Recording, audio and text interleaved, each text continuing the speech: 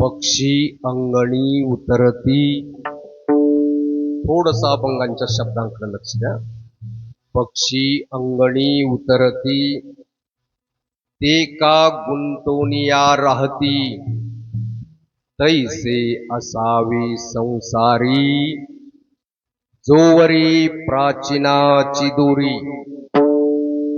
वस्ती कर वस्ती आला, वस्ती कर वस्ती आला. प्रातःकाळी उठोनी गेला, तैसे असावे संसारी, जोवरी प्राचीनाची दोरी. शरण एका जनार्दन, शरण एका जनार्दन. ऐसे असता भय कवन, तैसे असावे संसारी, जोवरी प्राचीनाची दोरी. विठाल विठाला विठाला प्रचंड महाकाय सूर्यकोटी समप्रभ निर्विघ्नं कुरु मे देवं सर्वकार्येषु सर्वदा.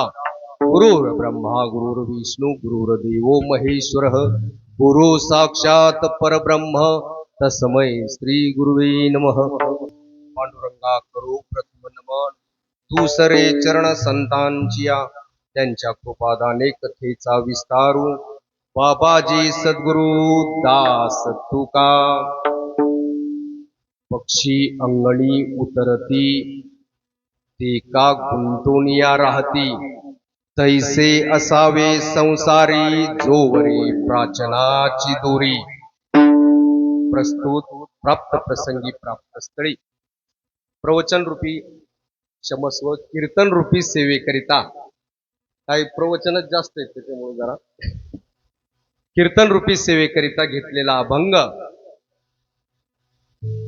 महाराष्ट्रातील पांडुरंग परमात्म्याचे लाडके असलेले भक्त, दक्षिण काशी, पूर्वीचं नाव प्रतिष्ठान, आत्ताचं नाव पैठण, पैठणचे मालक श्री संत शांती ब्रह्म जनार्दन शिष्य एकनाथ महाराज यांचा चार चरणाचा जवळजवळ सर्वांना अगदी परिचित असलेला असा अभंग.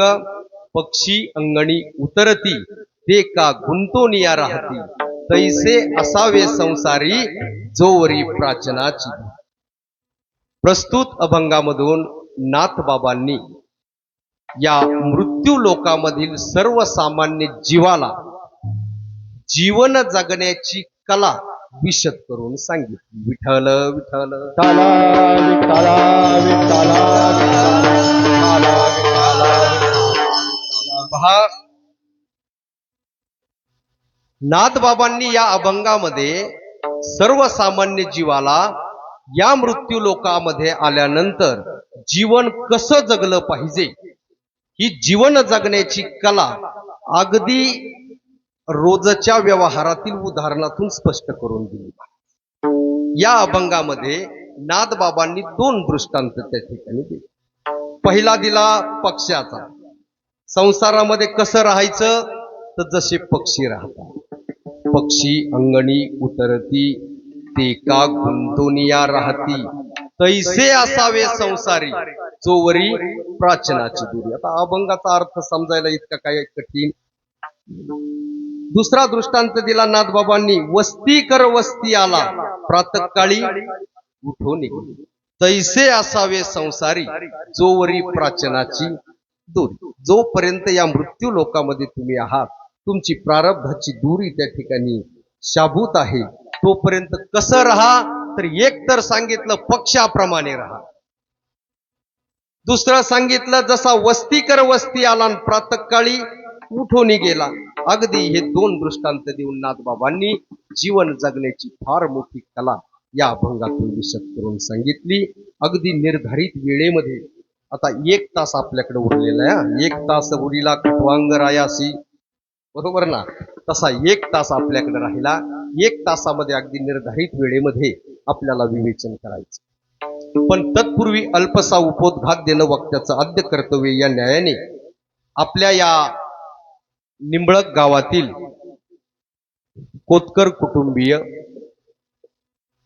अतिशय मोठं असलेलं हे कुटुंब आणि या कुटुंबामध्ये पहा 1 वर्षापूर्वी दुःखद अशी त्या ठिकाणी घटना झाली. भारत विष्णू कोतकर जो माझा वर्गमित्र सुद्धा होता, भारतचं 1 वर्षापूर्वी या कुटुंबामधून अतिशय अल्प वयामधून त्या ठिकाणी झालं. या कुटुंबावर मोठा आघात त्या ठिकाणी झाला. ही उणीव कधीही भरून न येणारी उणीव आहे. माय पित्याच्या समोर तरुण मुलाने जाणं याच्यापेक्षा मोठं दुःख नाही. तरुणपणामध्ये एखाद्या स्त्रीच्या पतीने जावं याच्यापेक्षाही मोठं दुःख नाही. आणि बालवयामध्ये पित्याने जाणं याच्यापेक्षाही मोठं दुःख नाही. आणि हे तीनही दुःख या कुटुंबाला एकत्रित त्या ठिकाणी प्राप्त झाले. परंतु शेवटी या मृत्यू लोकांमध्ये आल्यानंतर जावंच लागतं. इथं कुणाला राहता येत नाही. वृद्ध असू, तरुण असू, लहान असू इतकंच नाही, शास्त्र तर सांगतं मृत्यू गर्भातल्या जीवाला सुद्धा सोडत नाही. 1 वर्षापूर्वी जाणं झालं. त्यांच्या मागे श्री विष्णू यशवंत कोतकर, विष्णू मामा, लीला मामी माय पिता आहेत. अर्चना पत्नी आहे. आता मला इथं नावं नाहीत बरं का, पण मला वाटतं प्रज्ञा पुतणी आहे, बरोबर ना. ओम योगेश कोतकर पुतण्या आहे. आणि 3 मुली आहेत. सृष्टी, काय नाव आहे, सायली आणि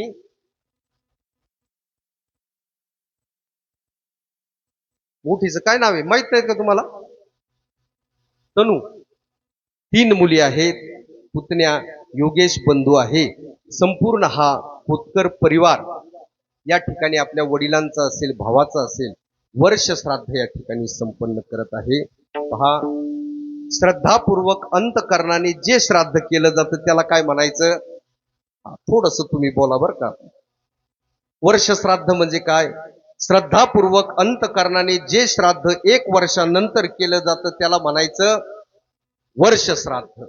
आजच्या दिवशी पुण्याचं स्मरण करायचं किंवा वर्षभर भारतच्या नावाने या कुटुंबाने जे जे काही दान पुण्य केलं असेल, जे जे काही पिंडदान तर्पण विधी केला असेल, मग त्यामध्ये अंत्यविधी असेल, अस्थि संचय असेल, रक्षा संचय असेल, दशक्रिया असेल, 13वा असेल, मासिक श्राद्ध असतील, वर्षभरापूर्वी पहा 13 दिवसापर्यंत नित्य श्राद्ध करावं लागतात गेलेल्या जीवात्म्यासाठी.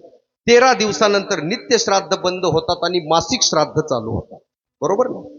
मासिक श्राद्ध कुठपर्यंत? तर आजच्या दिवसापर्यंत. 1 वर्षानंतर मासिक श्राद्ध बंद होतात आणि वार्षिक श्राद्ध त्या ठिकाणी चालू. 3 श्राद्ध वर्षातून करावं लागतात. अक्षय तृतीयाला असेल, ज्या तिथीला गेले त्या तिथीला असेल, आणि पितृपक्षामध्ये येत असेल, बरोबर. हे श्राद्ध करणं मग त्या ठिकाणी गरजेचं आहे. याच न्यायाने हे कोतकर कुटुंबीय आपल्या वडिलांचा असेल, पतीचा असेल, बंधूचा असेल, या ठिकाणी श्राद्ध विधी संपन्न करत आहे. भूदेवांचा विधी आतमध्ये झालेला आहे. हे कर्मकांड, नैमित्तिक प्रकारचं कर्मकांड या कुटुंबाने आज या ठिकाणी संपन्न केलेलं आहे. पण कर्मकांड फार सूक्ष्म सांगितलं. किती सूक्ष्म सांगितलं? अतिशय सूक्ष्म सांगितलं. किती सूक्ष्म? मी कायम सांगत असतो, ते आचमन करायला पाणी घेतो आपण, ते पाणी किती पाहिजे? उडदाची डाळ भिजल इतकं पाहिजे. ओम केशवाय नमः, बरोबर, ओम गोविंदाय नमः. मग ते पाणी आचमन करायला घेतो ते इतकं सूक्ष्म पाहिजे का उडदाची डाळ भिजल इतकं पाणी पाहिजे. पण खरं सांगा, आपण तेवढं पाणी घेतो का? आपण चांगलं बरंच नाही घेतो, बरोबर. आणि मग त्यापेक्षा जास्त जर पाणी सेवन झालं तर मदिरा सेवनाचं पातक लागतं. इतकं सूक्ष्म त्या ठिकाणी कर्मकांड आहे. याच्यामध्ये 2 क्रिया होतात, तंत्र आणि मंत्र. म्हणजे नेत्रोदक स्पर्श हा गंधम पुष्पम समर्पयामी. भूदेवांनी मंत्र म्हणायचे आणि आपण तसं तंत्र करायचं. 2 मिनिटं फक्त वर्ष श्राद्धासाठी घेतो. भूदेवांनी मंत्र म्हणायचे ना आपण तसं तंत्र करायचं. मग इथं सांगितलं मंत्र चुकला तरी दोष लागतो.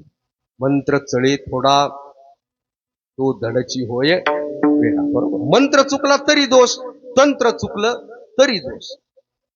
मग तुम्ही म्हणताल हे नाही केलेलं बरं, बरोबर आहे की नाही?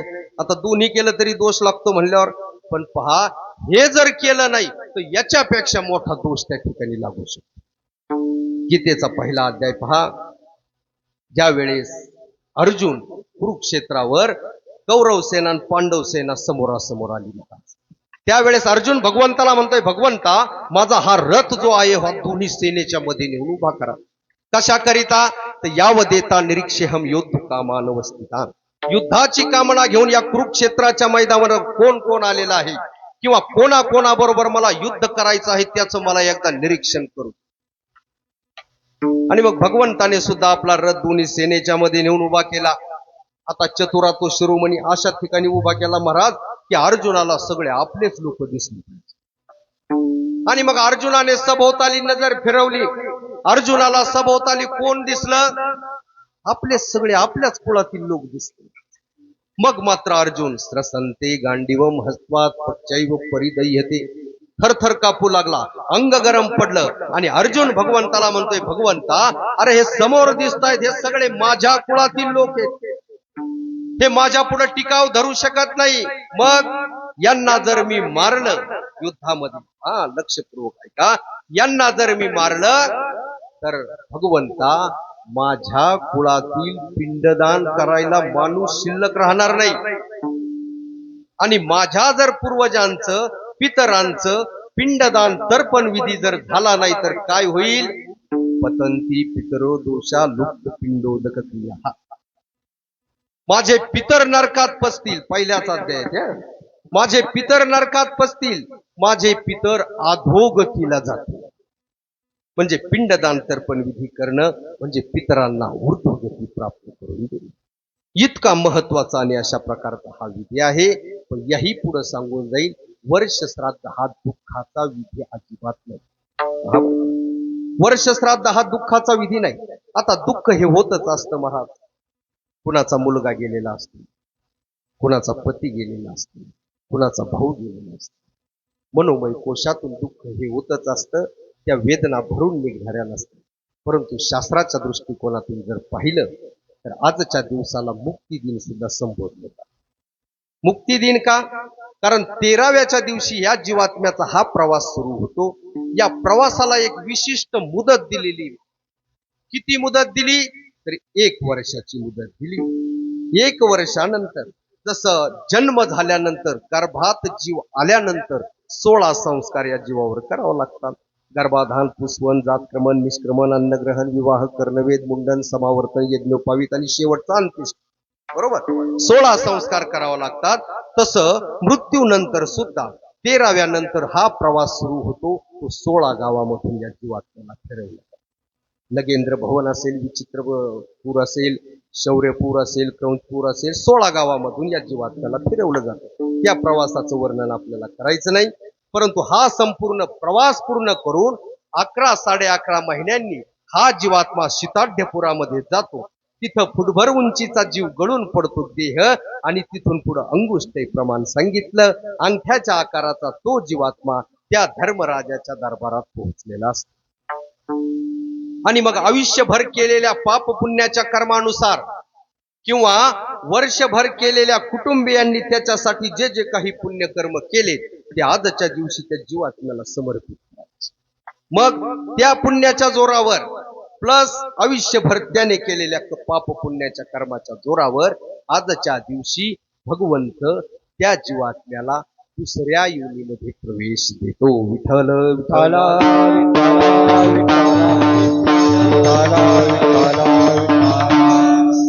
म्हणून आजच्या दिवसाला मुक्ती दिन सुद्धा संबोधलं जातं. आजचा जो दिवस आहे तो मागच्या आयुष्याचा शेवट आणि नवीन आयुष्याचा आरंभ, म्हणून आजचा दिवस दुःखाचा नाही. विठ्ठल विठ्ठल.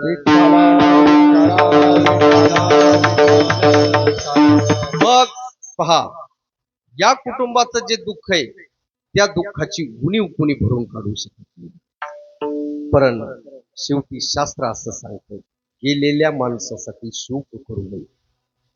जातच ही ध्रुवर मृत्यू ध्रुवम जन्म मृतस तस्माद परिहार्यर्थे नत्वम शुचितू वरस. गेलेल्या माणसासाठी शोक करू नये, कारण उपजे ते नाशे नाशिले ते पुनरुपी दिसे हे घटिका यंत्र जैसे परिधे. ज्याचा जन्म झाला आहे त्याचा मृत्यू निश्चित, ज्याचा मृत्यू झाला आहे त्याचा पुनश्च जन्म सुद्धा निश्चित. आणि अशा प्रकारचं सांगितलं. इथं कोणालाही राहता येत नाही. त्रेतायुगामध्ये जगाच्या मालकाने अवतार घेतला प्रभू रामचंद्राचा, शरयू नदीमध्ये जलत्याग करावा. द्वापार युगामध्ये भगवान श्रीकृष्णाने अवतार घेतला, एका जरा नावाच्या व्याधाच्या हाताने जावं. म्हणजे इथं कुणाला राहता येत नाही. इथं जन्माला यावंच लागतं महाराज. जन्म झाला की मृत्यू निश्चित आणि असतो. दुःख मोठं आहे महाराज, पण पहा इथं जन्म घेतला की जावंच लागतं. त्या बहिणाबाई अडाणी कवयित्री होत्या, मी कायम सांगतो महाराज हे पहा, त्यांनी सुद्धा आपल्या ओवीमधून सांगितलं, अरे जगन मरण देवा तुझर तंतर, अरे जगन मरण देवा तुझर तंतर, तुम्ही चार मध्ये एक श्वासाचा. एक श्वास सोडला आणि दुसरा जर घेतला नाही तर मृत्यू आहे महाराज, मृत्यू. मग इथं आल्यानंतर जावंच लागतं महाराज. पण पहा तू तो काया नगर का, इथं आल्यानंतर माणसाला मरावंच लागतं. बरोबर, थांबा. मृत्यू अटळ आणि अशा प्रकारचा सांगितलाय. पण पहा मृत्यू कोणी टाळू शकत नाही. मी भारतच्या दशक्रिया विधीच्या दिवशी सुद्धा सांगितलं होतं, महाभारतीय युद्धामध्ये, महाभारतीय युद्धामध्ये सगळ्यात भयानक मृत्यू जर कोणाचा झाला असेल तर त्या अभिमन्यूचा झाला. कोणाचा झाला? अभिमन्यूचा. किती वय होता अभिमन्यूचं? फक्त 16 वर्ष वय. 16व्या वर्षी अभिमन्यूला जावं लागलं महाराज. कोण होता अभिमन्यू? धनुर्धारी अर्जुनाचा पुत्र होता. आणि अर्जुनाचं वर्णन ज्ञानोबारायांनी ज्ञानेश्वरीमध्ये कसं केलं महाराज? तुआ संग्रामे हरू जिंकिला. भगवान शिवाला सुद्धा युद्धामध्ये हरवणारा अर्जुन, तुआ संग्रामे हरू जिंकिला, निवात कवचाचा ठाऊ फोडला. निवात कवच आदी जे दैत्य होते यांचा समूळ नायनाट करणारा अर्जुन, असं वर्णन ज्ञानोबारायांनी केलं अर्जुन. तुआ संग्रामे हरू जिंकिला, निवात कवचाचा ठाव फोडिला, पोवाडा तुआ केला गंधर्वास. गंधर्वांना सुद्धा युद्धामध्ये हरवलं आणि आपली स्तुती गायला लावली. असा धनुर्धारी अर्जुन, आणि त्या अर्जुनाचा मुलगा अभिमन्यू. बरं, अर्जुनाचं जाऊ द्या, अभिमन्यूचा मामा कोण होता? कोण होता? रावसाहेब मामा. मग जगाचा बाप अर्जुनाचा, अभिमन्यूचा मामा होता. वसुदेव सुतम देवम कंस चाणूर मर्दनम देवकी परमानंदम कृष्णम वंदे जगद्गुरु. जगाचा गुरु, जगाचा बाप अभिमन्यूचा कोण होता? मामा होता. पण पहा, ज्याचा मामा जगाचा बाप, ज्याचा बाप धनुर्धारी अर्जुन एक, जो शिवाला सुद्धा युद्धामध्ये हरवू शकतो, त्या अभिमन्यूला सुद्धा वयाच्या 16व्या वर्षी या मृत्यू लोकामधून जावं लागलं. वाचवू शकला नाही त्याला. भगवान कृष्णही वाचवू शकला नाही, अर्जुनही वाचवू शकला नाही, कुणीच वाचवू शकलं नाही. त्याचं कारण माहिती? ज्या वेळेस अभिमन्यूची चिता रचली गेली, चितेवर अभिमन्यूला ठेवलं गेलं, सगळं हस्तिनापूर शोकाकुल होतं. सगळ्यांच्या डोळ्याच्या कडा पाणावलेल्या होत्या. पण भीमाने पाहिलं, फक्त भगवान कृष्ण मात्र आहे त्याच मुद्रेत. जसं पूर्वी स्मित हास्य, तुम्ही भगवंताचा फोटो पहा महाराज कृष्ण, जसं स्मित हास्य तेच स्मित हास्य भगवंताच्या मुखात. मग भीम त्या ठिकाणी कृष्ण. आणि विचारलं, केशवा, मधुसूदना, अरे आमच्या घरातला तरणा बांड तरुण मुलगा आज चितेवरती आहे. आणि तुझ्या चेहऱ्यावर काहीच फरक नाही. त्यावेळेस भगवान श्रीकृष्णांनी भीमाला उत्तर दिले, भीमा, तुम्ही जो अभिमन्यूचा मृत्यू पाहता, तो मृत्यू अभिमन्यूचा मी पाहतो. मग मी अभिमन्यूचा आरंभ त्या ठिकाणी पाहतो. ज्या वेळेस भगवान श्रीकृष्णाने मृत्यू लोकामध्ये अवतार घेतल्यानंतर अनेक भगवंताला साह्य करण्यासाठी त्या ठिकाणी सर्व देवी देवतांनी अवतार घेतला. त्यावेळेस चंद्राला सुद्धा सांगितलं, चंद्रा, अरे तुझा मुलगा सुद्धा भगवंताच्या सेवेत पाठव. चंद्राने सांगितलं, माझा एकुलता एक मुलगा आहे, कसा देऊ? त्याचं नाव वर्चस. काय नाव होतं? वर्चस. कसा देऊ? त्याने सांगितलं, अरे थोड्या काळापुरता का होईना दे. मग त्याने सांगितलं, 16 वर्षासाठी माझा मुलगा मी भगवंताच्या सेवेत. आणि चंद्राने आपला मुलगा वर्चस भगवंताच्या सेवेत लावला, अभिमन्यू. किती दिवस? 16 वर्ष. 16 वर्षानंतर त्याचे श्वास संपले. ज्याचा होता त्याला द्यावा लागला. आणि मग भीमा, आज तुम्ही चितेवर पडलेला अभिमन्यू पाहता, पण मी चंद्राचा मुलगा वर्चस ज्याचा होता त्याच्याकडे गेलेला पाहतो. म्हणून मला दुःख. मनुष्याला दुःख हा मनोमय कोशातून होत असते.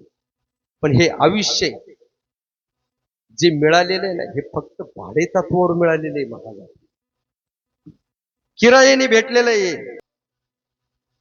हे भाडे तत्वावर शरीर मिळालंय महाराज.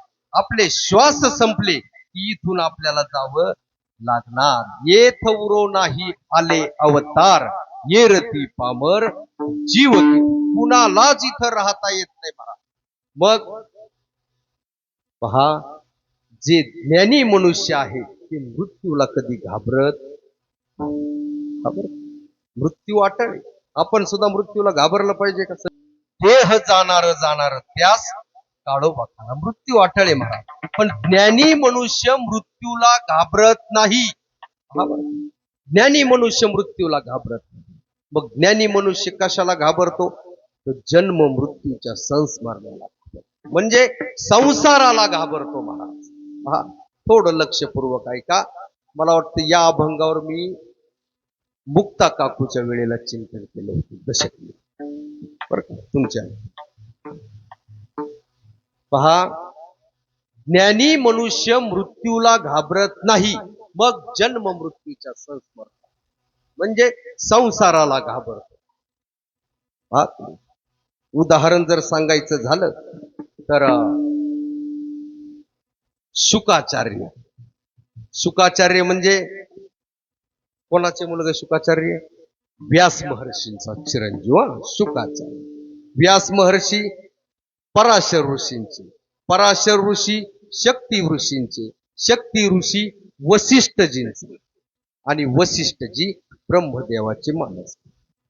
म्हणजे ब्रह्मदेव, वसिष्ठजी, शक्ती, पराशर, व्यास आणि शुकाचार्य. शुक्राचार्य आणि शुकाचार्य याच्यात फरक आहे. हे शुकदेव, शुकाचार्य. शुकाचार्य ज्या वेळेस आईच्या गर्भामध्ये होते, शुकाचार्य त्या गर्भातून बाहेरच येईना.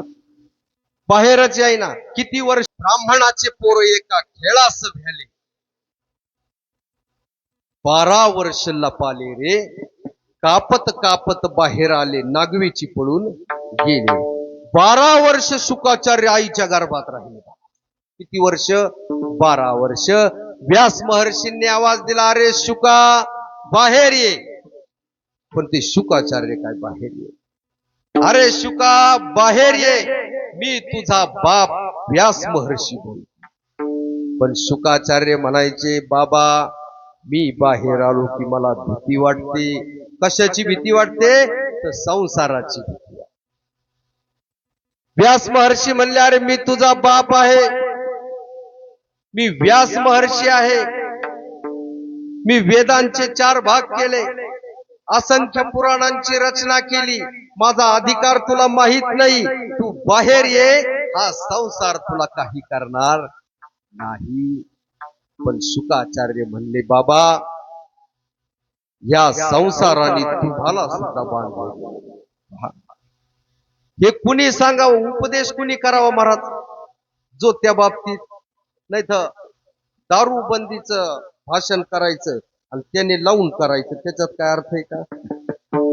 उपदेश कुणी करावा? मग त्यांनी सांगितलं, बाबा तुम्हाला सुद्धा संसाराने बद्ध केलं. ज्या अर्थी माझा जन्म झाला त्या अर्थी संसाराने तुम्हाला सुद्धा ग्रासलंय. मग मी तुमचं ऐकू शकत नाही, तुमच्यावर कसा विश्वास ठेवायचा? तेव्हापासून बापावर विश्वास ठेवत नाही. आणि मग कसा विश्वास ठेवायचा? मग व्यास महर्षींचे सगळे पर्याय सांगितले आणि व्यास मग भगवंताकडे गेले आणि भगवंताला बोलले. आणि मग भगवंतानी त्या शुकाला सांगितलं, अरे शुका बाहेर ये. शुकाने सांगितलं, मला भीती वाटते या संसाराची. त्यांनी सांगितलं, अरे हा संसार, ही माया, ही सगळी माझ्या अधीन आहे. कोणाच्या अधीने? भगवंताच्या अधीन. माझ्या अधीने, ही तुला काही करणार नाही, तू बाहेर ये. तरी सुद्धा शुकदेवांचा भरोसा वाटाना, म्हणून नामदेव महाराजांना लिहावं लागलं. पहा शब्द कसे लिहिलेत नामदेव महाराज. कापत कापत बाहेर आले, म्हणजे पूर्ण विश्वास बसे ना देवावर सुद्धा शुकदेवांचा. म्हणून कापत कापत बाहेर आले आणि नागवेची पळून गेले. मला सांगण्याचं तात्पर्य इतकं, का ज्ञानी मनुष्य मृत्यूला घाबरत नाही, तर जन्म मृत्यूच्या संस्मरणाला घाबरतो, या संसाराला घाबरतो. या संसाराचं स्वरूप ज्यांना कळालं, या संसाराचं स्वरूप ज्यांना कळालं, हा संसार कसा आहे हे ज्यांनी जाणलं, त्यांना हा संसार दुःख बांधवडी आहे. हा संसार सुखाचा विचार नाही. कोठे हजारो प्रमाण सापडतील मला संसार दुःख मूळ चहुकडे इंगळ. पण या स्वरूपाचं पहा, आता याच्यामध्ये 3 वर्ग आपल्याला करता येतील. थोडस लक्षपूर्वक ऐका चिंतन. 3 वर्ग आपल्याला करता येतील. एक बद्ध जीव, एक बद्ध जीव, दुसरा मुमुक्षु जीव आणि तिसरा जो वर्ग आहे तो संतांचा वर्ग. 3 क्रमाने या संसाराचे स्वरूप जाणणारे आपण पाहू.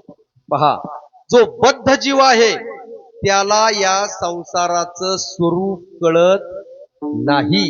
हा संसार कसा आहे त्याला काही समजत नाही महाराज. हा संसार दुःखमुळे सुखरूप आहे याचं स्वरूपच त्याला कळत, म्हणजे तो हा संसार जाणत नाही. आणि जाणत नसल्यामुळं संसार सोडण्याचा सुद्धा त्याच्या मनात कधी विचार येत नाही. बरोबर. असा जो जीव आहे तो बद्ध जीव त्या ठिकाणी आहे.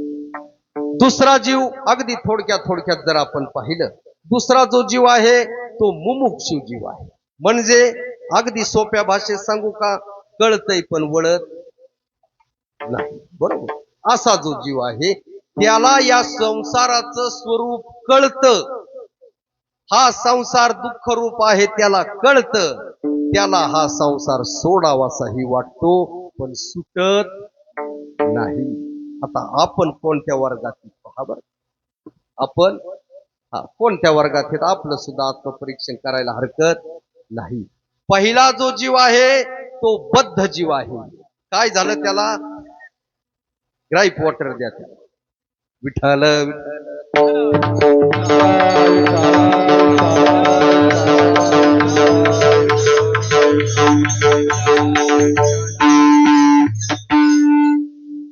बस बस भाऊ बस, रडू नको. पहा तुम्ही इकडे लक्ष द्या. पहिला जो वर्ग आहे तो बद्ध जीव मी सांगितलं. त्या बद्ध जीवाला हा संसाराचं स्वरूपही कळत नाही, तो हा संसार जाणतही नाही. त्याच्यामुळं हा संसार सोडण्याचा विचार सुद्धा त्याच्या मनात येत नाही. दुसरा जो जीव आहे तो मुमुक्षु जीव आहे. तो मुमुक्षु या संसाराचं स्वरूप जाणतो. हा संसार दुःख रूप आहे त्याला कळतं. हा संसार त्याला सोडावासाही वाटतो, पण सुटत नाही. असा जो जीव आहे तो मुमुक्षु.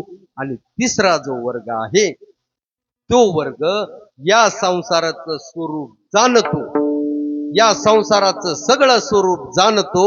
या संसाराचे बंधन सुद्धा तोडतो, हा संसार सुद्धा त्या ठिकाणी त्यागतो. नुसता त्याग स्वतः करत नाही तर या संसाराबद्दल दुसऱ्या सर्वसामान्य जीवाला सुद्धा उपदेश करतो. विठ्ठल विठ्ठल विठ्ठला विठ्ठला विठ्ठला पहा. आता या 3 वर्गाचा अगदी एक 5 मिनिटात आपण चिंतन करू बरं का, वेळेअभावी झटपट. पहिला जो वर्ग आहे तो बद्ध जीव. बद्ध जीवाला संसाराचं स्वरूप कळत नाही, तो संसार जाणत नाही आणि संसार त्याच्याच्यानी सुटत सुद्धा नाही. पहा, अगदी एक उदाहरण देतो तुम्हाला, बद्ध जीव लगेच लक्षात येईल. पहा, पूर्वी आपल्या गावात गाढव होते का? म्हणजे आता नाही हे, पण सगळीकडेच होते बा, गाढव होते. मग शास्त्र असं सांगतं का शहाणा कुंभार कधी गाढवाला बांधत नाही. लक्षपूर्वक आहे का? शहाणा कुंभार गाढवाला बांधत नाही. मग तो काय करायचा? गाढव संध्याकाळी घरी आलं की त्या गाढवाजवळ बसायचा, त्याच्या पायाला थोडासा हात लावून असा आढा टाकायचा, जस काय पायाला बांधलंय. पहा बरं का. आणि तो कुंभार खुशाल घरात जाऊन झोपायचा. आता त्या गाढवाला बांधलं होतं का? त्या गाढवाला बांधलंच नसायचं महाराज. मी एकदा प्रयत्न करून पाहिला, पण मी गाढवाला नाही केला, गाईला बाला टाकण्याचा प्रयत्न केला. फक्त हात लावला पायाला, ती गायीनी नाही ना उचलला पाय महाराज. विठ्ठल विठ्ठल पहा. मग त्या गाढवाला बांधलेलं असायचं का? नाही. पण त्या गाढवाला असं वाटायचं का मला बांधलेलं आहे. आणि मग थोड्या वेळाने त्याचे भाऊबंद यायचे, चला ना कुठं उंकिरडा फुंकून येऊ. तो म्हणायचा मला मस यायची इच्छा आहे, मला मस यायची इच्छा आहे, पण मला बांधलंय ना. कोण म्हणायचं? मला मस येण्याची इच्छा आहे पण मला बांधलंय ना. मग ते म्हणायचे जाऊ द्या, मग थांबा आता काय आम्हीच जाऊन येतो. आणि मग ते निघून जायचे. पण सकाळी तो कुंभार उठायचा. आता खरं सांगा, गाढवाला बांधलेलं होतं का? नाही. मग गाढव कल्पनेनी बांधलं गेलं होतं. कशाने? कल्पनेनी बांधलं गेलं होतं. तुमचा आमचा जीव सुद्धा या संसाराशी कल्पनेनी बांधलेला आहे. विठ्ठल विठ्ठल विठ्ठला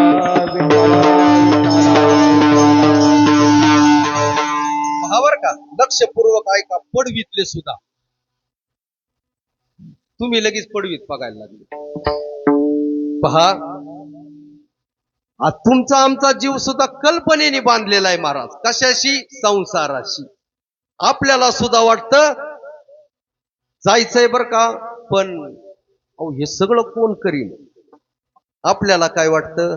हा सगळा संसार प्रपंच आपल्या जबाबदारीवर चाललाय. मी जर नसलो तर इथं काहीच चालणार नाही, अशी कल्पना आहे बरं का आपली. काय कल्पना आहे? कोणासारखी?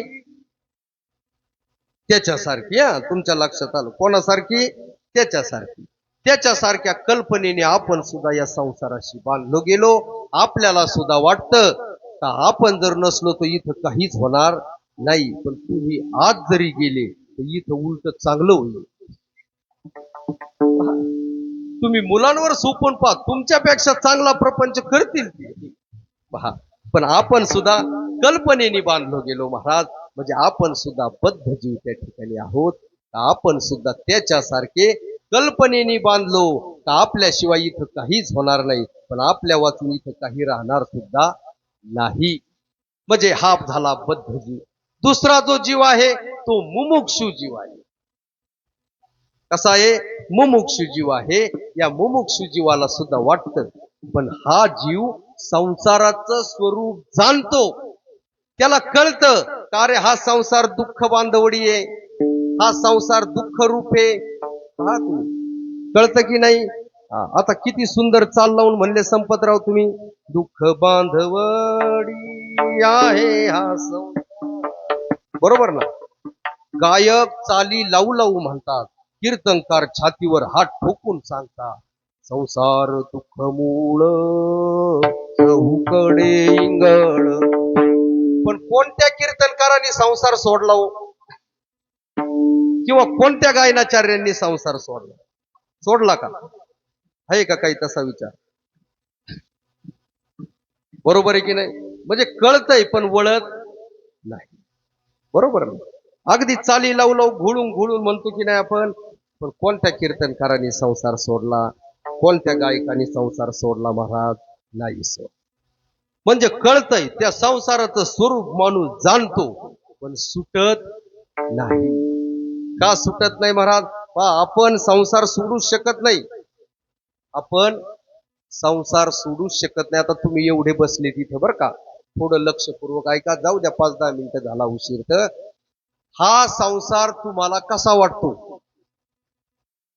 शबूराव सांगा तुम्ही. दुःख रूप आहे का सुखरूप आहे? जाऊ द्या, तुम्ही सांगू शकणार नाही, मी वेळ घालीत नाही. पण हा संसार आपल्याला कधी कधी सुखरूप वाटतो. पहा बरं का, लक्षपूर्वक ऐका. हा संसारात आपल्याला थोडस काही प्राप्त झालं की आपण संसारात कसे होतो? लगेच आनंदी होतो.